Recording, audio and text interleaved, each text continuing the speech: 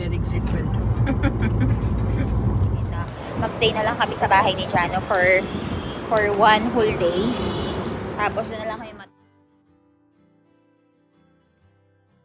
kinuha na rin yung order niya. So, umorder kami ng alo patty combo meal. So, magpapacheck up na rin kami. So, kung mapapansin nyo, nakabihis na rin ako. Ninaalis na nila yung... Tapos, nakaposisyon na rin yung baby. Yung baby, lagpas 2.6 na. Water and then drink it. Let's go and make Let's go and make Jano. How was the bataka po? Good. Barabas. Milan, you have a lot of mosquito bites.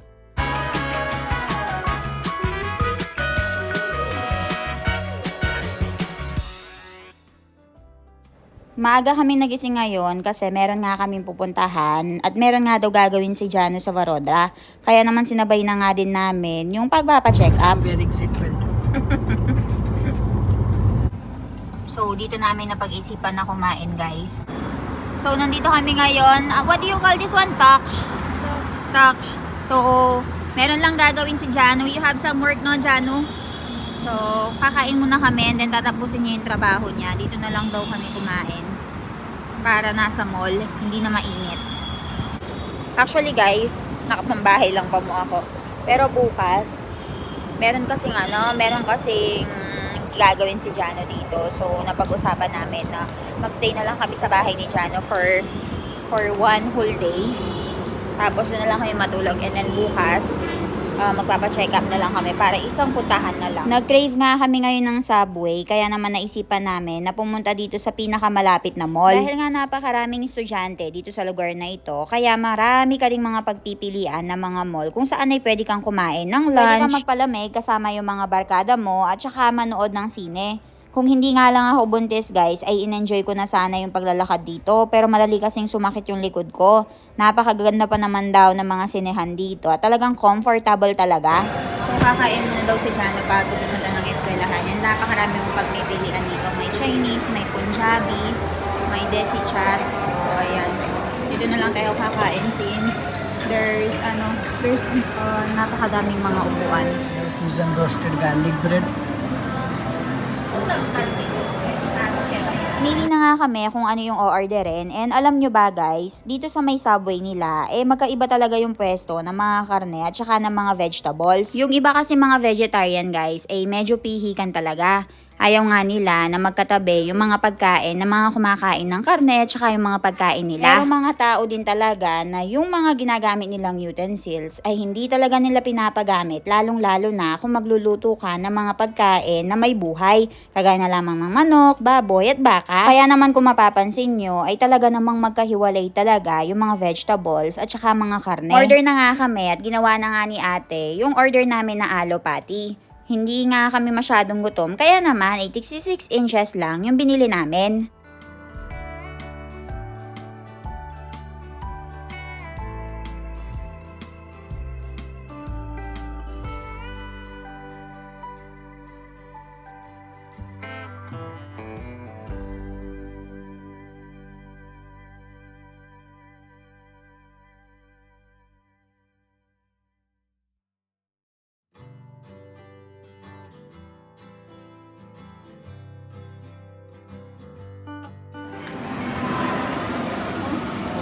तो भूल की हुआ है ना तो Try different. Vegetables. हमारे नहीं खाने. दोनों में लेटस. Double हाँ. dark chocolate. जान लेटेस्ट खाना बन गया. हमारा man नहीं. So, ayan guys, ma-order na kami ng Subway. Ayan, iba't ibang mga vegetables. And which one is it? Potato. हमारा man cucumber नहीं. हाँ ma'am. Ayan, pinapapili na sila Yes. kung ano yung mga gusto nilang mga toppings.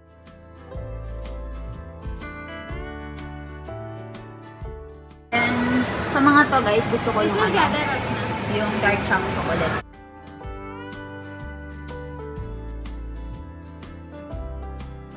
So, ayan guys, umorder na tayo. And si Melana, ayan, kinuha na rin yung order niya. So, umorder kami ng alo patty combo meal. Meron siyang potato inside. Kain na tayo! Kain na tayo.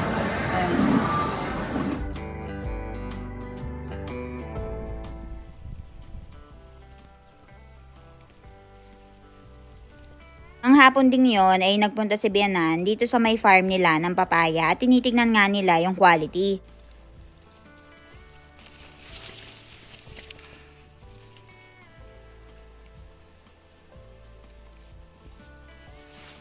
Sobrang dami nga nagpupunta sa farm na ito guys dahil napakaganda nga daw ng tubo ng mga papaya at napakaganda ng quality na pwedeng ipang-export. Kaya naman yung ibang mga merchant dito ay nakikipagtawaran talaga. At ngayon pa lang talaga ay nakikipag-deal na sa amin para nga sa kanila namin ibigay yung lahat ng mga harvest.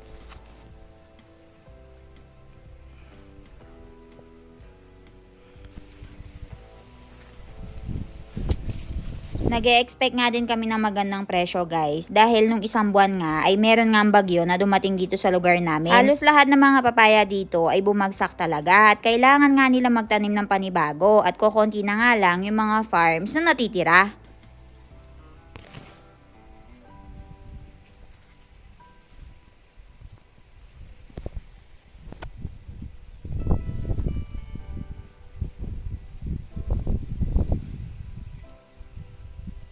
Ina-assess nga din nila yung panahon kung kailan ba sila pwedeng mag-harvest. Kasi guys, baka bumagyo na naman pagkatapos ay matumba itong mga papaya at malugi na talaga kami ng tuluyan.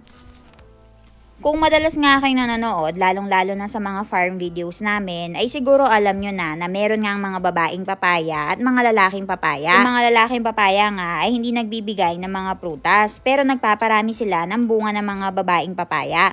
Ngayon nga, ang ginagawa nila ay pinuputol nila yung mga dried leaves. Inaalis nga din nila yung mga leaves na merong mga virus para nga hindi na daw kumalat sa iba pang katabi nitong mga papaya. Ito nga yung isa sa mga problema guys kapag meron kang tanim na mga papaya. Once kasi dinatnan ng virus at hindi mo nga naagapan, ay masisira lahat talaga ng mga pananim mo.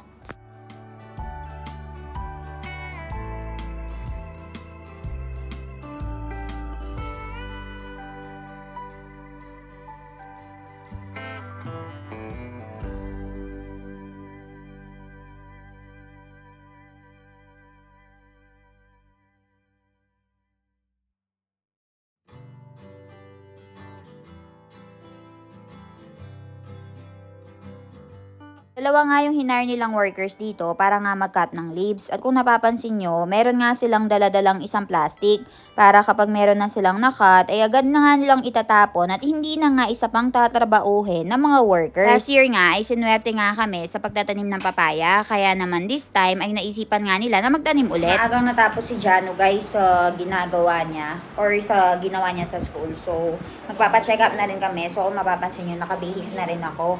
Ninaalis na nila yung mga gamit dito since tapos na nga yung school ni Janu and officially graduate na siya. So, ayan, alisin natin lahat ng mga gamit niya. Tulungan natin sila dito. Ayan, kung napapansin nyo. You will bring this at home? Janu, this? Ayan, wala nang laman, no? Aalisin na ni Milan. Tumutulong na siya. And then you just have to set it up, no? Ayan, ito yung refrigerator nila, binenta na rin nila yan. And wala nang laman yung buong apartment. And dito, naayos na rin namin yung mga higaan nila. So, ganito yung itsura ng tinitirahan ni Jano dito guys, nirerentahan. So, ayan, tulungan ko lang sila, ayusin ko lang to, and balitaan ko kayo mamaya. So, ayan guys, nakarating na kami. Actually, ang balak talaga namin is we'll be sleeping at Jano's house. Pero napaaga yung trabaho na natapos kay Jano. So, napasign na lahat niya yung mga documents. So, we managed to do check-up also today. Kasi yung check-up talaga dapat bukas. Kaya lang, since wala na kaming gagawin and open pa naman yung clinic tsaka yung hospital, tinuloy-tuloy na namin. So, ayun. Okay naman. Ang sabi ng doktor is lagpas na ako ng 9 months and 12 days na yata. So, hindi na sure kung kailan lalabas. Tapos,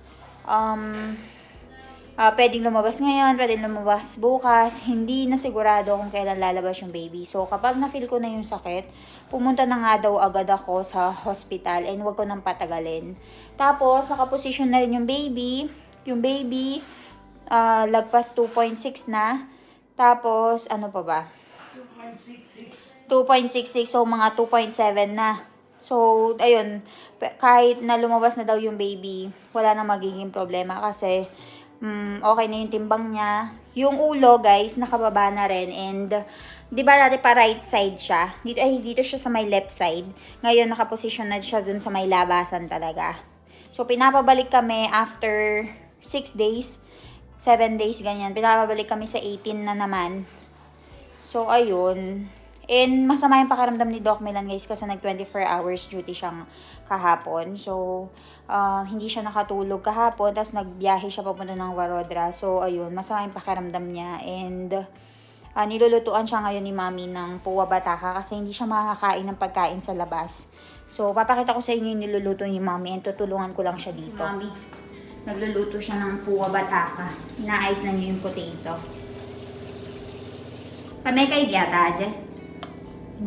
Danpor, yeah. So, habang wala kami, guys, pumunta sila sa Danpor. So, magluluto si Mami ng puwa bataka. So, ayan, guys. Luto na yung ating pagkain, which is puwa bataka. Pamuha bataka.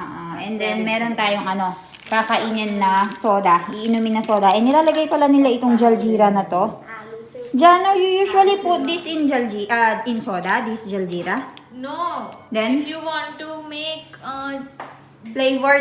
Flavored soda, you add this. Generally, it's for kid, they lick it.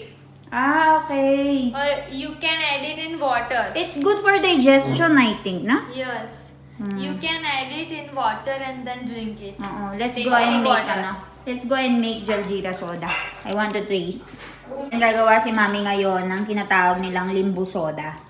Jan is eating here. Jan, how was the bataka puwa? Good. Barabar siya. Tasty. So ngayon, sasaluhan nila nitong limbu soda. Guys, ang unang gagawin natin is lalagay natin itong lemon.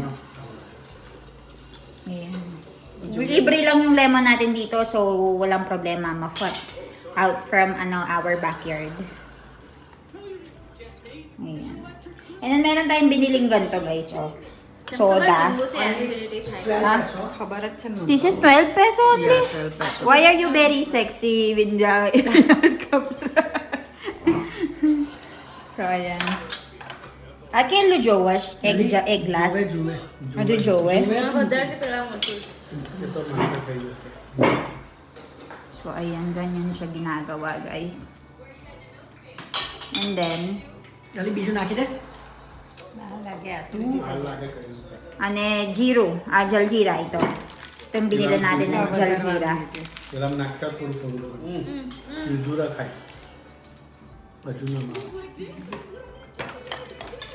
Tapos, ayan, yun yung pinakita ko sa inyo, guys, jaljeera. Isa-isang packet ng ganyan. Milan, you have a lot of mosquito bites. I know. It's normal for me. This one. एकदम बराबर है. So, ayan. ना डालो. Jaljeera yung tawag nila dyan. Parang masala siya, no? Sir. नाखी So, ayan, dalawa. Para gumawa ka ng 3 baso, kailangan mo ng 2 piraso ng jaljeera pala.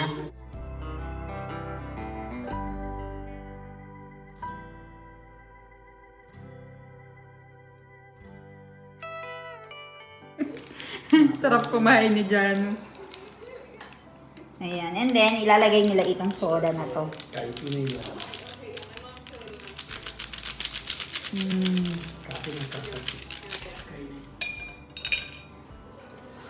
Ilalagay na natin ito. धीरे धीरे खोल के. May soda. चमची के अलग करा. બસ. એવી રીતે ના હોય ધીમે રહીને રેડવાની હોય चमची में आलू. Ayan. Dapat agad mo siyang inumin. યા ધડ દઈને જ રેડા છે ને પેલી Soda ni Krigya. How was it, Milan? You did not even mix. Dapat ganyan siya inumin, mabilisan lang. કેટલું દૂર છે Oh, how was it? बंद कर दे गैस उड़ गया. Huh? Yummy? The gas will go up. O ba? Gaswari જરા siya. Pizza તો ગેસ નીકળી જશે Tayog. નાક કઈ નાખ ये ना खाओ. મેં તો કીધું વધારે છે क्या बोला तू? Tastes good. नाक खाना पर तो उड़ी बजा.